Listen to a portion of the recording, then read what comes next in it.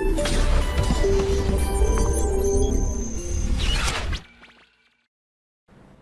तो बच्चों जैसे हम इसकी एप्लीकेशन पढ़ रहे थे, अनुप्रयोग पढ़ रहे थे थर्मल एक्सपेंशन के, उसमें प्रसार के, तो कुछ उसमें प्रसार के जो हमने अनुप्रयोग पढ़े कि स्केल से मापने पर रीडिंग अलग अलग आ जाना अलग अलग ताप पर, या फिर हमने सिंपल पेंडुलम के टाइम पीरियड में परिवर्तन देखा कि उसके टाइम पीरियड में कैसे परिवर्तन होता है ताप के कारण, या बाईमेटेलिक स्ट्रिप जो धात्विक पट्टिका के बारे में जाना कि कैसे उसकी लंबाई बदलती है, कैसे वो मुड़ जाती है। तो ऐसे ऐसे प्रयोग देखे, या और भी जनरल प्रयोग देखते हैं कि कोई केबल है उसको हम जो है गर्मियों के दिनों में वो लूज पड़ जाता है थर्मल एक्सपेंशन के कारण, इसलिए, और सर्दियों में टाइट हो जाता है, इसलिए सर्दियों में जब हम उसको, गर्मियों में जब हम उसको बांधते हैं तो गर्मियों में हम उसको पहले ही थोड़ा लूज बांध देते हैं ताकि वो सर्दियों में टाइट हो जाए, तो उसके लिए फिर टूटे ना। ऐसे बहुत सारी एप्लीकेशन है थर्मल एक्सपेंशन की।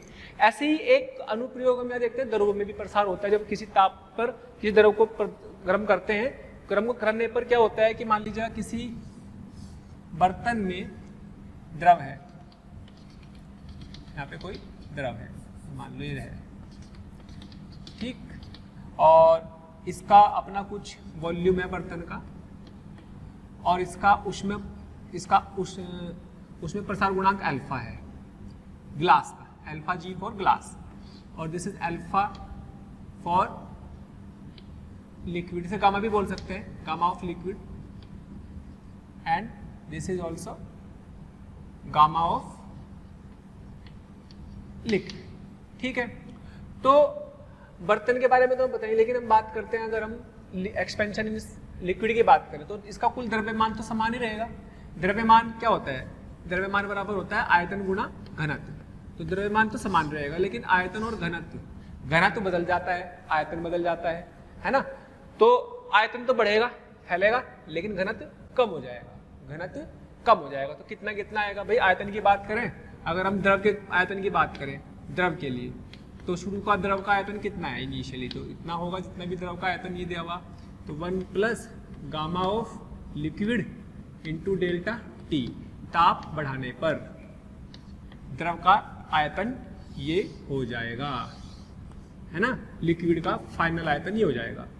और अगर ग्लास की बात करें, ग्लास का मान लीजिएगा, इसका ग्लास का प्रारंभिक V नोट था, है ना, इसका यहाँ पे मान लीजिएगा ये था, और 1 प्लस गामा जी आ जाएगा डेल्टा टी, तो उसमें तो कोई दिक्कत है नहीं। बर्तन के केस में तो ये पहले ही पढ़ चुके हैं हम। लेकिन अगर हम बात करें डेंसिटी की, तो डेंसिटी क्या होती है?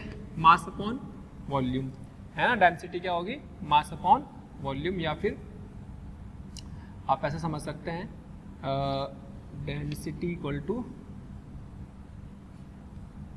डेंसिटी ले लो आप,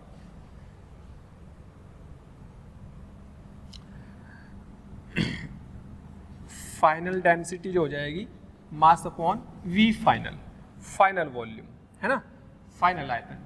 भाई ये प्रारंभिक आयतन था इसका बर्तन का, हमने V नोट मान लिया था, तो मास इक्वल टू क्या होगा? डेंसिटी प्रारंभिक इंटू वॉल्यूम इनिशियल V और V फाइनल, मास तो उतना ही रहना, तो V फाइनल, ठीक है। तो ये आ गया अपने पास, इसको ऐसे लिख लो, मास इज इक्वल टू, ये मास तो जो का तू रखो, इसको लिख लेंगे V initial 1 plus gamma liquid delta T. अच्छा ये क्या बन गई? Initial density, final equal to rho upon 1 plus gamma liquid delta T. तो घट रही है, ताप बढ़ेगा तो घट जाएगी डेंसिटी, ऐसे भी लिख सकते हैं इसको, 1 plus gamma liquid delta T minus 1, बहुत छोटा होगा, गामा तो बहुत छोटा होगा, डेल्टा टी भी बहुत ज़्यादा ताप में परिवर्तन नहीं हुआ अगर, तो क्या आएगा? ये -1 यहाँ आ जाएगा बाइनोमियल थ्योरम से, तो 1 minus gamma liquid delta T. तो याद रख सकते हैं इस फॉर्मूले को कि भाई डेंसिटी जो होगी वो कम हो जाती है, डेंसिटी जो होगी कम हो जाती है। तो इसके बेसिस पर हम एक सवाल देख सकते हैं, जैसे मान लो आपके पास ये कोई बर्तन है, ये बर्तन है जिसकी साइड क्या है? ये भी A है, यहाँ पानी भरा हुआ है, इसका गामा दिया हुआ लिक्विड का, ठीक, और इसका बर्तन का गामा, बर्तन का जो गामा है वो छोटा है 3 अल्फा से, ठीक, और बर्तन का अल्फा भी दिया हुआ। गामा लिक्विड कितना है, गामा, और बर्तन का अल्फा दिया हुआ है, तो बर्तन का गामा कितना हो गया, बर्तन का गामा 3 अल्फा है, लेकिन जो गामा है इसका लिक्विड का वो 3 अल्फा से कम है, यानी कि बर्तन ज़्यादा फैलेगा और लिक्विड कम फैलेगा। तो सवाल क्या है भाई, जब ये फैल जाएगा, इसने बोला कि अगर शुरू का टेम्परेचर T इनिशियल से T फाइनल कर दिया गया, इसको इतना बढ़ा दिया गया, T फाइनल कर दिया गया है ना, इसका अनुप्रस्थ क्षेत्रफल A है ये वाला, तो पहला ऑप्शन तो मेरा ये है कि जो लिक्विड का या जो द्रव का लेवल है, द्रव का तल बढ़ेगा घटेगा समान रहेगा। क्या होगा, लिक्विड का तल इसमें बढ़ेगा घटेगा, क्या होगा, अगर लिक्विड का लेवल बढ़ेगा तो बाहर निकल जाएगा पानी, घटेगा तो उसमें नीचे आ जाएगा। तो कैसे पता लगेगा, बर्तन का जो गामा है, बर्तन के लिए जो गामा है वो 3 अल्फा है, वो गामा से कम है लिक्विड के गामा से, यानी कि लिक्विड कम फैलेगा और बर्तन ज़्यादा फैलेगा। इसका मतलब लिक्विड बर्तन से बाहर नहीं जाएगा, इसका मतलब जो तल होगा वो घट जाएगा। एक सवाल तो उसमें ये बन गया, ठीक।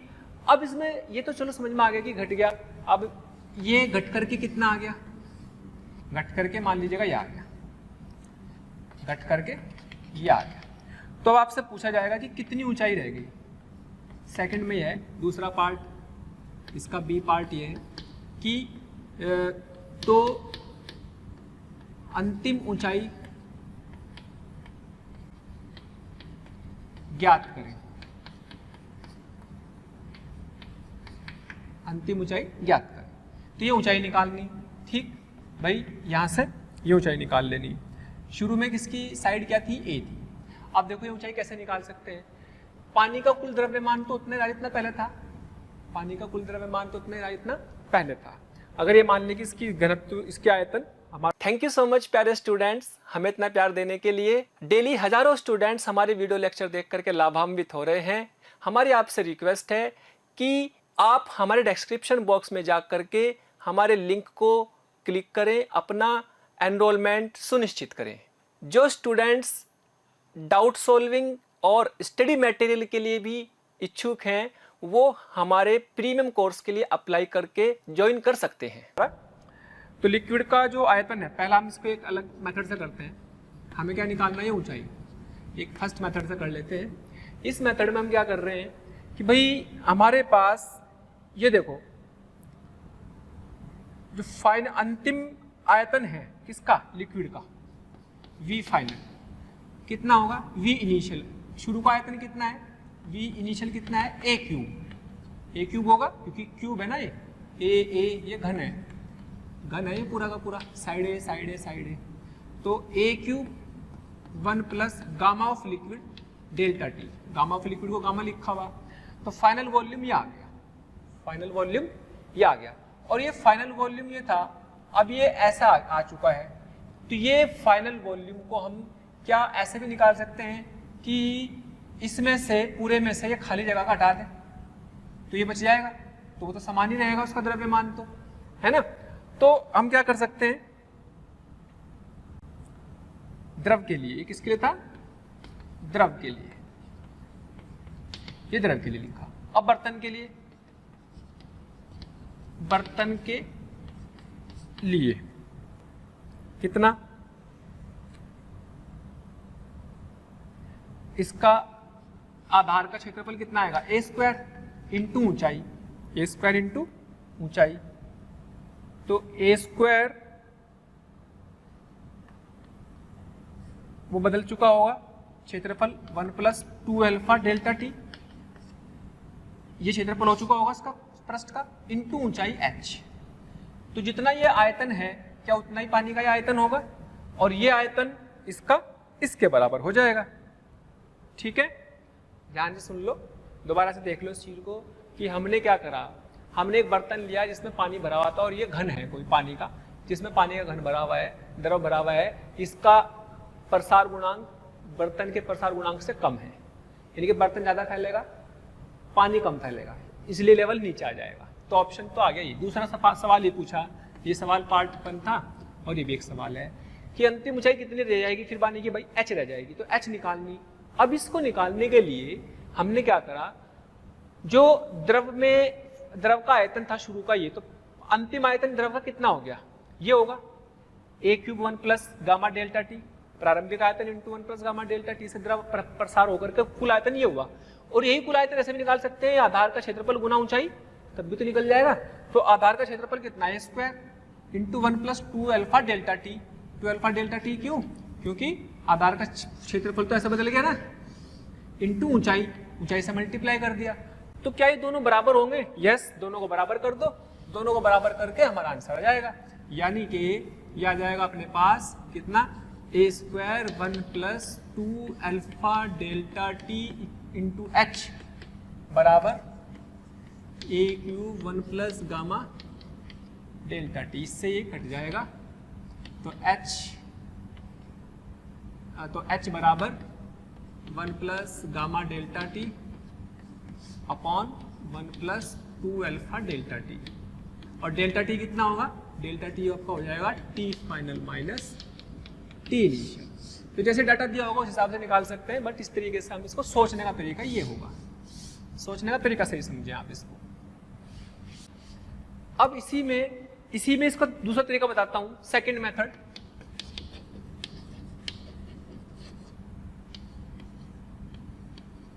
सेकंड मेथड में आप इसको ऐसे भी समझ सकते हैं कि भाई अगर हम इस आयतन में से ये खाली वाला घटा देंगे तब भी बच जाएगा, ही पूरे आयतन में से खाली जगह का आयतन घटा दो तब भी आयतन बच जाएगा, और फिर उससे भी h निकल सकती है ना। मतलब आप ऐसा समझ लो कि जो बर्तन का आयतन है इसमें से द्रव का आयतन घटाओ बराबर खाली जगह का आयतन।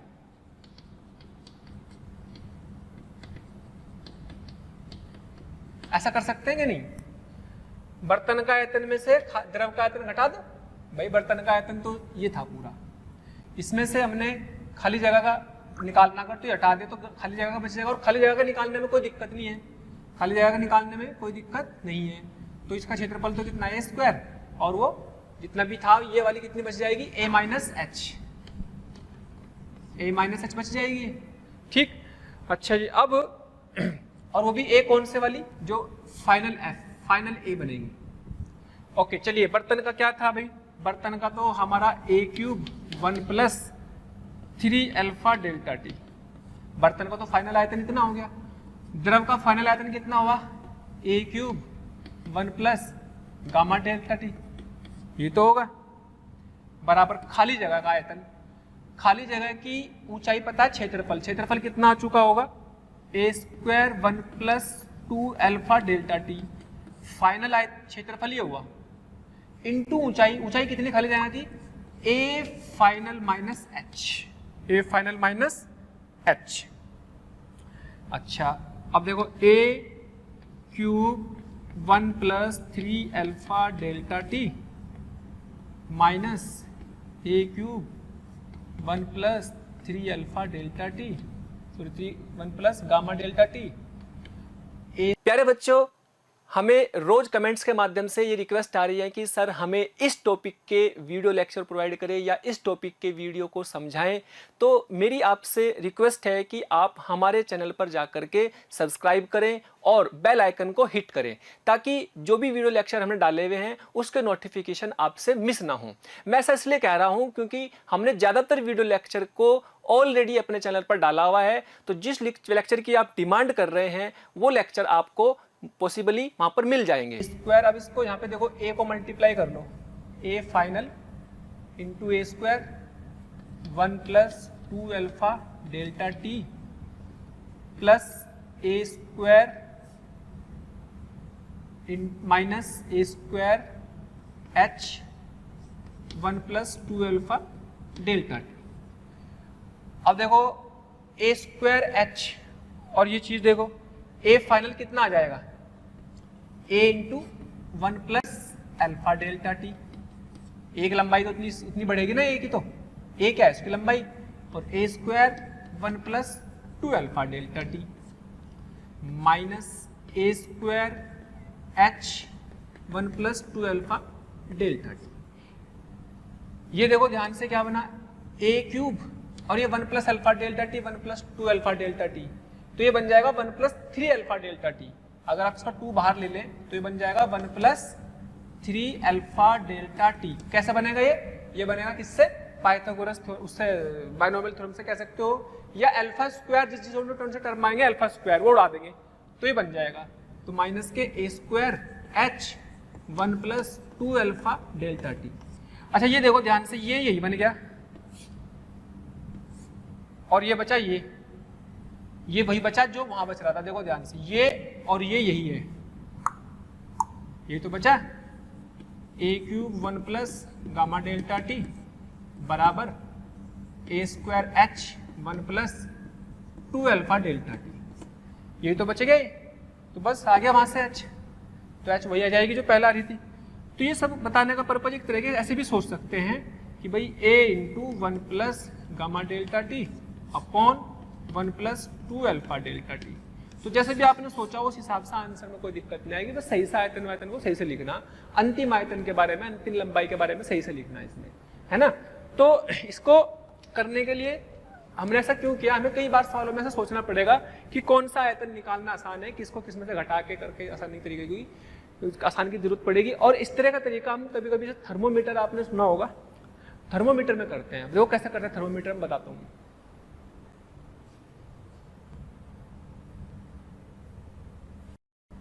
तो हम जब ऊष्मा प्रसार की बात करते हैं, थर्मोमीटर में देखते हैं। थर्मोमीटर समझते हो, उसमें तापमापी जो होता है, तापमापी में द्रव द्वारा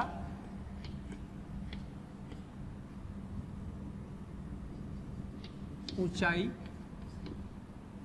द्रव द्वारा चढ़ी गई ऊंचाई,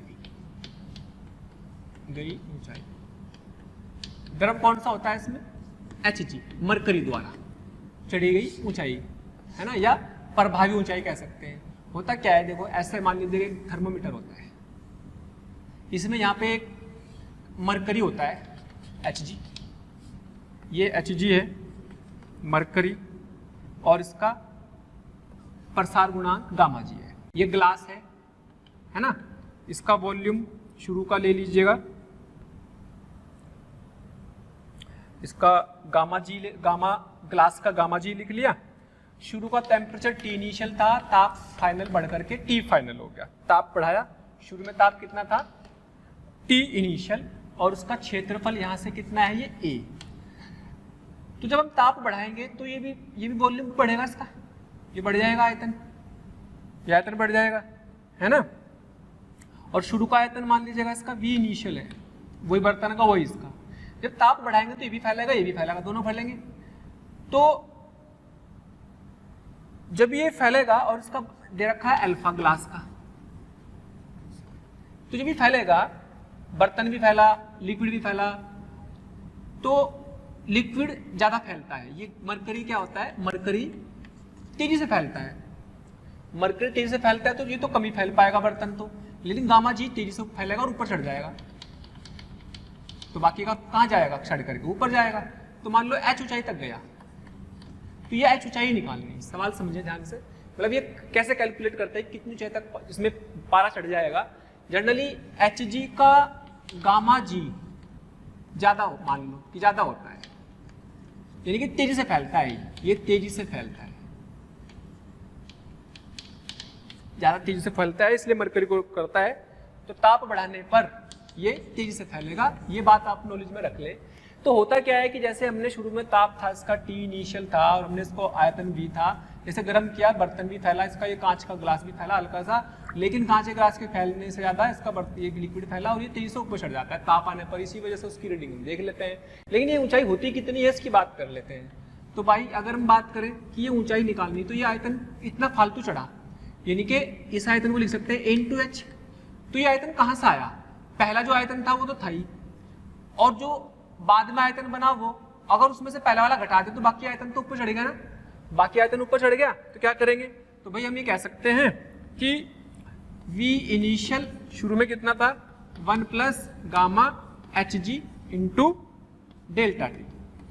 तो लिक्विड का तो इतना आयतन बन गया, लेकिन बर्तन का कितना बना?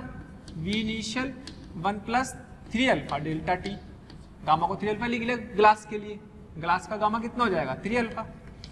ऐसे लिख सकते हैं, है ना। तो इसको गामा जी भी लिख सकते हैं और 3 अल्फा भी लिख दिया। ठीक, इनका जो अंतर बचा वही तो लिक्विड ऊपर चढ़ा, और वो कितना होगा? ऊंचाई गुना आप क्षेत्रफल, क्षेत्रफल कितना? A into H, A final into H। अच्छा, A फाइनल कितना होगा? A initial 1 plus 2 alpha delta T into H।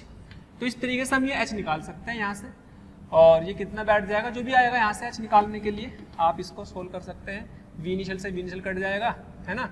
तो gamma Hg V initial gamma Hg minus इसको गामा 3G गामा जी भी लिख सकते हैं, गामा Hg माइनस गामा जी, है ना, और V इनिशियल डेल्टा टी ये आया, और upon A into 1 plus 2 alpha delta T equal to H। तो इस तरीके से हम इस H को निकाल सकते हैं। देखो V इनिशियल तो कट जाएगा, V इनिशियल डेल्टा टी और ये V initial delta T common आ जाएगा, तो gamma Hg minus gamma G बच जाएगा। इसे गामा जी लिख दो या 3 अल्फा लिख लो, वो आपकी मर्जी है। इस तरीके से इतनी ऊंचाई इसमें बढ़ जाती है ऊपर। अगर वो ऊंचाई पूछे कितनी ऊंचाई तक बढ़ जाता है तो इतनी ऊंचाई बढ़ जाती है। डेटा दिया रहेगा, वैल्यू रखो, आ जाएगा भाई इतना पानी इतना Hg ऊपर चढ़ गया। अच्छा, हो सकता है कोई और लिक्विड भर दे, और लिक्विड का हो सकता है कि Hg कम हो, लिक्विड का ज़्यादा हो, तो दिस माइनस दिस करके निकलेगा, बर्तन ज़्यादा फैल रहा है तो, है ना। तो इस तरीके से हम निकाल सकते हैं। ओके, अब यही जब हम फ्लूइड मैकेनिक्स पढ़ते हैं तो वहां पे बाइंड फोर्स लगता है उत्प्लावन बल। उत्प्लावन बल में भी इसका प्रभाव आता है। तो उत्प्लावन बल की अगर बात करें तो होता है density of liquid into volume of body inside the liquid. अगर आपको हमारे वीडियो लेक्चर्स पसंद आ रहे हैं तो प्लीज़ लाइक और शेयर करना ना भूलें। इससे आपके साथी, आपके जो ज़रूरतमंद दोस्त और विद्यार्थी हैं उन तक भी ये वीडियो लेक्चर पहुंच जाएंगे, ताकि वो भी इससे लाभान्वित हो सकें। और अभी मैं यही कहना चाहूँगा कि आपका इतना प्यार और इतना स्नेह देखकर हमारी मोशन की पूरी टीम बहुत मोटिवेटेड है, और आपके इस प्यार के कारण, इस मोटिवेशन से ही हम और अच्छे से अच्छे कंटेंट आपको प्रोवाइड करते रहेंगे। इंटू जी, है ना, रो वी जी होता है। तो अगर टाप इनिशियल ये टी से टी फाइनल कर दिया तो डेल्टा टी कितना आ गया? T final minus T initial. तो टाप बढ़ाया, टाप बढ़ाएंगे तो कितनी आ जाएगी? मान लीजिएगा इनिशियल डेंसिटी रो नोट है और इनिशियल वॉल्यूम इसका वी नोट है। ठीक, तो क्या आएगी? Rho naught upon 1 plus gamma delta T, और ये क्या आ जाएगा? V naught into 1 plus gamma of body, ये गामा ऑफ लिक्विड लिख दूं, इंटू बॉडी के लिए इंटू डेल्टा टी। जी पे कोई फर्क नहीं पड़ेगा ताप का, है ना। इसको ऐसे लिख सकते हैं, rho naught V naught 1 minus gamma of liquid delta T 1 minus gamma of body delta T into G, है ना। ये जब हम फ्लूइड मैकेनिक्स में इस फोर्स को पढ़ेंगे तो ये भी लगा सकते हैं। थोड़ा उस पर बायंट फोर्स बोलते हैं इसको, थोड़ा उस पर ताप पे प्रभाव आने पर ये चेंजेज आ जाएंगे इसमें, है ना। तो इसको भी याद रख सकते हैं। कंसेप्ट वही है, अपने को बस चेंज कर दिया। ठीक है, ओके। अब इसमें कुछ प्रॉब्लम भी देखते हैं। चलिए, इस पर और भी प्रॉब्लम देखा जा सकती है छोटी छोटी सी। जैसे मान लीजिएगा सवाल हम ले लेते हैं यहाँ पर कि किसी ठोस वस्तु का जड़त्व आघूर्ण आई है, जड़त्व आघूर्ण आई है, तो डेल्टा टी ताप में थोड़ा परिवर्तन डेल्टा टी परिवर्तन करने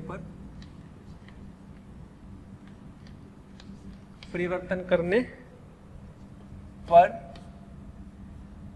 जड़त्व आघूर्ण I में परिवर्तन डेल्टा टी ज्ञात करें। तो भाई सिंपल सी बात है, किसी भी वस्तु का जड़त्व आघूर्ण ठोस वस्तु का क्या होता है, CmR² होता है। C का मतलब अगर वो रिंग है या डिस्क है या बेलन है गोला, उसके साथ C बदल जाएगा। रिंग है तो mR², डिस्क है mR²/2, ऐसे गोले का 2/5 या फिर 2/5 गोले का आ जाता है। तो अलग अलग वस्तु के लिए C कांस्टेंट अलग अलग होता है। तो जब ताप बदलेंगे T इनिशियल से T फाइनल करेंगे, डेल्टा T में परिवर्तन आएगा तो क्या होगा, मास तो नहीं रहेगा, R बदल जाएगा। तो R फाइनल कितनी हो जाएगी, R फाइनल हो जाएगी R × 1 plus alpha delta T. ठीक है, अल्फा दिया हुआ है, अल्फा गिवन है, बॉडी का अल्फा दिया हुआ है वस्तु का। ठीक है, तो वस्तु तो चूंकि 3 डायमेंशनल में है तो अल्फा दिया तो 3 अल्फा लिख लेंगे गामा की जगह। तो क्या लिखेंगे, ताप में परिवर्तन हुआ Cm वही रहेगा, R को क्या लिखेंगे भाई, R फाइनल 1 प्लस अल्फा की जगह 3, सॉरी अल्फा का तो अल्फा ही 3 अल्फा ही हो जाएगा, अल्फा ही रहेगा क्योंकि रेडियस तो लंबाई में होगी ना, लंबाई में होगी ना रेडियस तो त्रिज्या तो अल्फा डेल्टा टी और उसके ऊपर स्क्वायर भी है। ठीक है, इसके ऊपर स्क्वायर भी है तो आई भी तो बदल जाएगा। आई की वैल्यू क्या हो जाएगी, आई से मान लो आई प्लस डेल्टा आई हो गया, तो आई प्लस डेल्टा आई, तो Cm R² 1 प्लस 2 को अंदर ला सकते हैं, चलो अल्फा डेल्टा टी का होल स्क्वायर लिख लो, 2 को अंदर ला सकते हैं क्योंकि डेल्टा टी भी स्मॉल है, थोड़ा सा परिवर्तन किया, और अल्फा तो वैसे ही छोटा होता है, अल्फा तो वैसे ही छोटा होता है। तो आई प्लस डेल्टा आई बराबर Cm R² 1 plus 2 alpha delta T. यहाँ पे क्या लगा दिया हमने, द्विपद पर में बाइनोमियल थ्योरम। अच्छा ये क्या हुआ, ये तो आई हो गया भाई, आई प्लस डेल्टा आई, तो I 1 plus 2 alpha delta T, I को मल्टीप्लाई कर लेंगे, I plus 2 alpha delta T into I, तो भाई ये आई से आई कट गया, तो डेल्टा आई कितना आ गया, 2 अल्फा डेल्टा टी इंटू आई, क्या आ गया। इसको ऐसे भी कर सकते हैं, सेकंड मेथड कैलकुलस से कर सकते हैं हम इसको, सेकंड मेथड कैलकुलस से भी कर सकते हैं। क्या भाई, आई बराबर क्या है, CmR², इसमें चेंज आएगा तो इसमें भी आएगा, ताप बढ़ने पर D I equal to Cm 2R dr।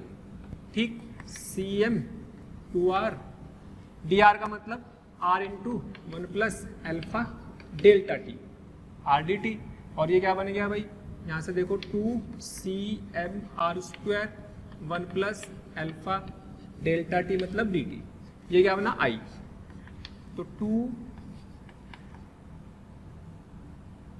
और 2R, अच्छा dr लिखना था ना खाली, ये तुमने R फाइनल लिख दिया, यहाँ पे लिखना dr का मतलब क्या होगा, R अल्फा dt। भाई डेल्टा R तो यही होगा ना, डेल्टा R, जैसे डेल्टा R लिखते हैं तो क्या होगा, R अल्फा डेल्टा टी, ये तो ये बैठेगा ना इससे, जैसे यहाँ पर है, अगर R final minus R initial लिखूँ तो डेल्टा R लिखा जाएगा ना, that is what, R alpha delta T. यानी कि dr को अगर लिखना है तो क्या लिखेंगे, R अल्फा dt, ये तो लिखा जाएगा। तो ये क्या बन गया, 2CmR² dt, ये बना I, अल्फा भी है, ये बन गया I, तो 2I alpha dt, that is, इसी को हमने चेंज इन स्मॉल चेंजेस में किया तो इसमें आ गया, तो निकट आप इसी को भी आंसर बोल सकते हैं। ओके, अगर डेल्टा टी दिया हो तो डेल्टा टी लिख देंगे, यहाँ पर dt दिया तो dt लिख देंगे, जैसे भी ऑप्शन होगा। ठीक है, तो कुल मिला के बात ये हुई कि हमारे पास इसने जितने भी क्वेश्चन हैं उन सब में एक्सपेंशन के इस तरह कंसेप्ट लगाएंगे और मैक्सिमम नंबर ऑफ क्वेश्चन हम कर सकते हैं। ओके, तो इसमें हमें एक सवाल ये दिया हुआ है कि हमारे पास 2 छड़ है, L और 12 लंबाई की, एक L लंबाई की है और एक 12 लंबाई की है ना, एक L की और एक 12 की है। तो इसका अल्फा दिया हुआ है, इसका 2 अल्फा दिया हुआ है, कह रहा है इनको जोड़ो, एक 3L लंबाई की बनानी है, ताप बढ़ा देने पर, जोड़ने पर, तो उनका तुल्य रेखे प्रसार गुणांक निकालना है। तो एक्चुअल में जब उसका ताप बढ़ेगा तो उसका अल्फा के हिसाब से लंबाई बढ़ेगी, ताप बढ़ने पर इसकी लंबाई 2 अल्फा के हिसाब से बढ़ेगी। तो हम कह रहे हैं कि वो जो 3 अल्फा है बनी, 3L लंबाई की जो छड़ बनी, इसको तुल्य जितनी लंबाई में परिवर्तन इसका होगा उतनी में इसका होगा और दोनों का कुल मिलाकर के जितना होना चाहिए वो अकेली का इसका होना चाहिए। तो 3L लंबाई में भी उतना ही परिवर्तन अगर आ जाए तो उसका मतलब ये तो उसकी तुल्य हो जाएगी ना बिल्कुल। दो अलग अलग छड़ों से परिवर्तन ना लेकर के, मान लो इसमें परिवर्तन हुआ डेल्टा L1, इसमें परिवर्तन हुआ डेल्टा L2, इसमें परिवर्तन हुआ डेल्टा L, तो इन दोनों के सम के बराबर रहना चाहिए। अगर बराबर रहेगा तो उसका मतलब फिर तो ये छड़े लगा लो चाहे 2 लगा लो, एक ही बात है, चाहे 2 लगाओ चाहे 1 लगाओ, बराबर लंबाई में परिवर्तन आएगा। तो उसके लिए अल्फा कितना होना चाहिए, मान लीजिएगा अल्फा इक्विवेलेंट, अल्फा तुल्य, ये निकालना। तो क्या करो, डेल्टा L1, डेल्टा L बराबर delta L1 plus delta L2 अगर हो जाए तो उसका मतलब काम चल जाएगा। डेल्टा L क्या होगा, प्रारंभिक लंबाई 3L, अल्फा इक्विवेलेंट इंटू ताप डेल्टा T बढ़ा सभी का, delta L1 L alpha delta T plus इसकी लंबाई 2L, 2 अल्फा डेल्टा T। तो सभी की ताप की लंबाई में ताप में कितना परिवर्तन हुआ, सभी के डेल्टा T। तो अगर इतनी ही परिवर्तन लंबाई में अकेले में इसमें हो रहा तो बाकी 2 की जरूरत नहीं है। तो ऐसा पदार्थ सेलेक्ट कर लो, ऐसा पदार्थ सेलेक्ट कर लो कि उसका अल्फा इन दोनों के इक्विवेलेंट बन जाए। तो क्या बनेगा भाई, डेल्टा T से डेल्टा T खत्म, L से L खत्म। तो 3 अल्फा इक्विवेलेंट बराबर alpha plus 4 alpha 5 alpha, that is 5 alpha upon 3। Okay, तो दिस इज द आंसर। मतलब एक छड़ 3 मीटर लंबाई की ले ली, लेकिन उसका पदार्थ अलग कर दो, उसका पदार्थ ऐसा लो जिसका अल्फा इसके बराबर हो, ठीक 5 अल्फा बाई 3 के बराबर हो, तो इसका भी उतना ही कंट्रीब्यूशन होगा, उतना ही लंबाई में वृद्धि होगी जितनी इन 2 को अलग अलग को लगाने से हो रही थी। ठीक है, तो ये इसका आंसर आ गया। Okay, thank you. यहाँ तक हमारा थर्मल एक्सपेंशन पूरी तरह से कंप्लीट हो गया है। तो प्यारे बच्चों, अगर आप चाहते हैं कि आपको किसी भी टॉपिक के लाइव डिस्कशन, वीडियो लेक्चर या स्टडी मटेरियल की ज़रूरत है तो कृपया आप हमें इस नंबर पर कॉल कर सकते हैं 18002121 799 18002121 799।